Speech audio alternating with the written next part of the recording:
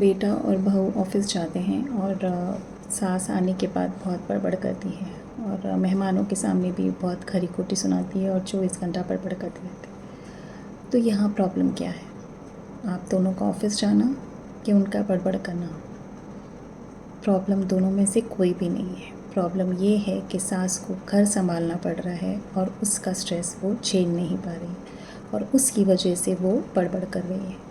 तो इसीलिए कोशिश करिए कि उनका स्ट्रेस कम करने की आप ट्राई करें।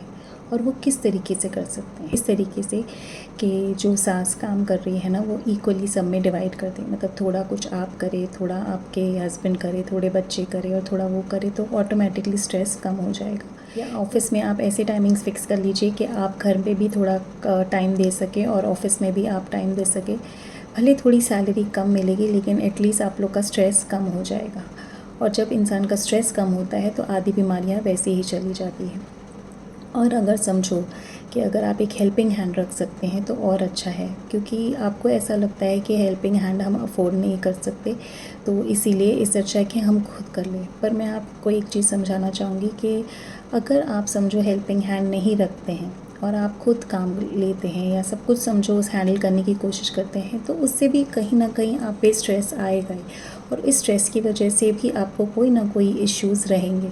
हो सकता है कभी आपको सर दर्द हो, कभी पेट दर्द हो, कभी एसिडिटी हो और कुछ ना कुछ प्रॉब्लम हो जिसकी वजह से आपको डॉक्टर के पास जाना पड़े और इसलिए इस तरीके से आपको डॉक्टर की फ़ीस देनी पड़े, दवाइयों का खर्चा हो जाता है, राइट। और कितनी बार आपको बीमारी की वजह से घर पे भी रहना पड़े जिसकी वजह से आपकी सैलरी कट सकती है।